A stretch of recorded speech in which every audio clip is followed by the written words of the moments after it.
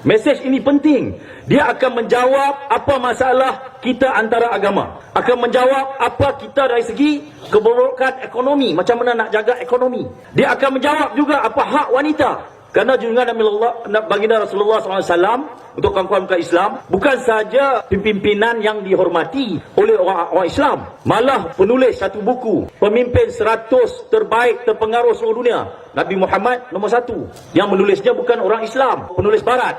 Kira-kira pada 9 hari bulan Zulhijjah tahun 10 Hijriah, bertempat di lembah Uranah, Gunung Arafah. Kata Nabi Muhammad SAW di dalam khutbahnya yang terakhir, "Wahai manusia, dengarlah baik-baik apa yang hendak ku katakan. Aku tidak mengetahui apakah aku dapat bertemu lagi dengan kamu semua selepas tahun ini. Wahai manusia, seperti mana kamu menganggap bulan ini dan kota ini sebagai suci, maka anggaplah jiwa dan harta setiap orang Muslim sebagai amanah suci. Kembalikan harta yang diamanah kepada kamu, kepada pemiliknya yang berhak." Kita pegang harta ni sebagai amanah saja. Yang kata bocor 28 bilion tu, kembalikan balik kepada rakyat. Yang ambil duit rakyat 250 juta untuk belah lembu kat kondo tu, bagi balik kepada petani. Janganlah sakiti sesiapa pun agar orang lain tidak menyakiti kamu pula. Ini siapa cakap macam ni? Confucius pun cakap macam tu. Kalau kita tidak mahu mensakiti orang lain, kita tidak boleh melayani orang lain seperti mana yang kita tidak nak. Itu Confucius. Kebetulan saya pengurusi Biro Antarabangsa Parti Keadilan. Kebetulan saya diberi peluang ke bangsa-bangsa bersatu di New York, wakil Parlimen Malaysia. Saya tengok terpampang ke atas tu dia punya golden rule. Sama aspirasi dia macam kita orang Islam. La yuhibba ahadukum hatta yuhibba li akhihi kama yuhibba li nafsi. Tak boleh, tak ada iman kita kalau kita tak jaga saudara kita macam mana kita menghormati saudara kita yang lain. Ingatlah bahawa sesungguhnya kamu akan menemui Tuhan kamu, dan dia pasti membuat perhitungan di atas segala amalan kamu. Allah telah mengharamkan riba. Oleh itu segala urusan yang melibatkan riba dibatalkan mulai sekarang. Kenapa riba dibatalkan? Riba ialah bebanan tekanan ekonomi. Kalau hari ini rakyat barang naik, kerja susah, macam mana Pak Menteri boleh boros? Macam mana pimpinan-pimpinan UMNO boleh menjadikan negeri ini beban dengan hutang? Berwaspadalah terhadap syaitan demi keselamatan agama kamu. Itu kita orang Islam kita percaya. Dia telah berputus asa untuk menyesatkan kamu dalam perkara besar. Maka berjaga-jagalah supaya kamu tidak mengikutinya dalam perkara-perkara kecil. Wahai manusia, sebagaimana kamu mempunyai hak atas isteri kamu, mereka juga mempunyai hak di atas kamu. Sekiranya mereka menyempurnakan hak mereka ke atas kamu, maka mereka juga berhak untuk diberi makan dan pakaian dalam suasana kasih sayang. Layanilah wanita-wanita kamu dengan baik dan berlemah lembutlah terhadap mereka, kerana sesungguhnya mereka adalah teman dan pembantu kamu yang setia. Kenapa saya cakap macam tu? Al-Quran ajak macam lain. Wanita ini tempatnya, wanita ini haknya sebagai isteri yang sebaiknya. Tetapi pimpinan Melaka lah dulu terkenal, budak bawah 16 tahun pun, saya tak sebut nama, betul ada tak? Wanita pun tak boleh nak jaga, rakyat tu nak jaga. Lepas tu bila dia kena dah tak jadi ketua menteri, kerja dah hari-hari fitnah Anwar Ibrahim. Dia gila meroyan. Gila meroyan. Maksudnya dah tak jadi ketua menteri, dia gila meroyan. Dan hak kamu atas mereka sama sekali tidak boleh memasukkan orang yang tidak kamu sukai ke dalam rumah kamu dan dilarang melakukan zina. Masalah penceraian ni dah naik terlalu teruk.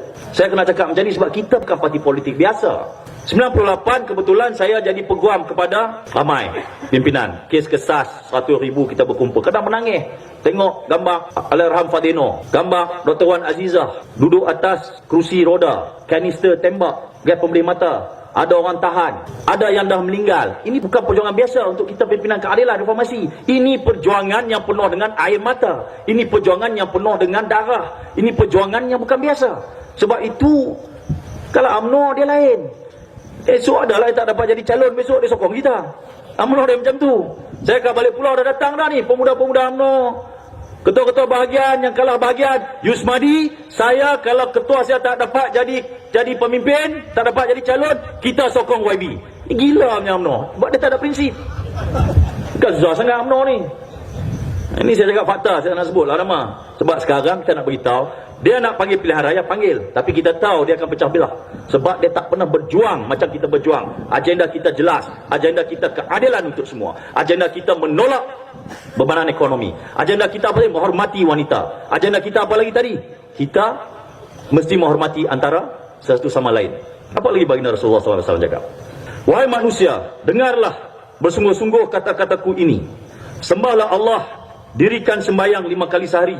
Berpuasalah di bulan Ramadan dan tunaikan zakat dan harta kekayaan kamu. Kerjakan ibadat haji sekiranya kamu mampu. Allah SWT suruh kita bayar zakat. Duit zakat dia guna untuk apa tadi? Bukan kita orang Islam tak nak bayar zakat, kita tahu. Tetapi duit zakat pun dia ambil. Bayar peguam. Peguam apa? Bela orang yang memfitnah. Kita bawa kes ke mahkamah syariah. Dia guna peguam untuk lawan undang-undang syariah. Lepas tu dia kata kita pula tak ikut syariah. Ketahuilah bahawa setiap Muslim adalah saudara kepada Muslim yang lain. Kamu, ini penting. Ini saya nak kata kawan-kawan. Kalau di Amerika dia kata semua orang adalah everyone apa equal. Semua orang adalah sama. Saya nak bagi tahu. Apa yang diajar ketika baginda Rasulullah SAW datang ke Mekah melawan kelompok jahiliah. Jahiliah ni lagi teruk. Dia kata di sini, kamu semua adalah sama. Tidak seorang pun yang lebih mulia dari yang lain kecuali dalam takwa dan beramal soleh.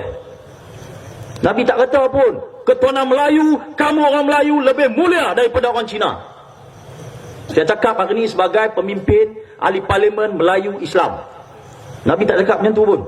Ingatlah bahawa kamu akan menghadap Allah pada suatu hari untuk dipertanggungjawab di atas segala apa yang telah kamu kerjakan. Kita jangan gundah gulana. Kadang-kadang saya duk fikir-fikir ni nak cakap UMNO curi duit, BN curi duit. Kadang-kadang fikir-fikir biar Allah SWT lah hadirnya. Sebab kadang-kadang benda ni kita buat kerja kita. Kita fokus agenda kita. Apa agenda kita ialah berjuang untuk rakyat, kerajaan berjuang rakyat, pastikan hasil mahsul negara sampai kepada rakyat. Itu agenda kita. Oleh itu, awasilah agar jangan sekali-kali kamu terkeluar dari landasan kebenaran selepas ketiadaanku. Wahai manusia, tidak ada lagi Nabi dan Rasul yang datang selepasku dan tidak akan lahir agama baru. Agama baru ni penting. Rakyat berjuang, dapat ruang, kebebasan bersuara sikit. Dapat sikit kebebasan berkumpul. Dapat sikit orang kata apa, hormat menghormati sama lain. Dah Mahathir dengan ketua polis tak selesa dah. Ini ialah apa? Hak asasi manusia. Dia kata apa? Hak asasi manusia ni agama baru. Saya nak abang orang kampung. Hak asasi manusia ni al-hurriyah ni, semua benda ni dah ada dah. Dan benda tu perlu dihormati. Sehingga kan tadi dalam ayat yang awal tadi dia kata, bukan ayat apa hadis tadi dia kata, khutbah tadi hajatul wida yang awal tadi, mesti menghormati kepada semua saudara yang lain. Tak kira Islam, tak kira India, tak kira Kadazan ke apa. Itu yang diajar berapa ribu tahun dulu. Sekarang ni UMNO nak ajar apa ni? Kenapa dia ajar? Kita ketuanan Melayu, ini tanah Melayu, anak Cina dapat beasiswa, pandai pun tak dapat. Mana boleh? Adik ni Cina. Habis dah, nantilah ni Ketua Menteri Malaysia yang paling berkhemah sekali ialah Ketua Menteri Melayu.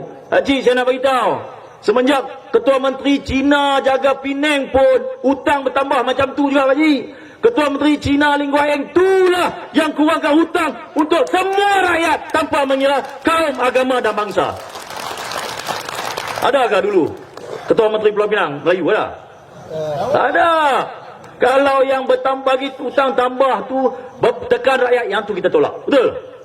Kalau yang tolong rakyat, nama dia Taslim ke, nama dia Kumar ke, nama dia Yusmadi ke, Jawa sikit ke, tak apa. Yang selalu saya kata, kita muafakat, rakyat hebat. Boleh ikut saya? Kita muafakat, rakyat hebat. Kita tak kata pun ni bangsa tak ada. Rakyat bersatu. Sebab Al-Quran dah janji, kalau sesuatu kaum itu mau berubah, dia ambil pilihan untuk berubah, berubahlah nasib dia. Ta'awanu bainakum bibirri wa taqwa. Bermuafakatlah, tolong-tolong kamu untuk kebaikan.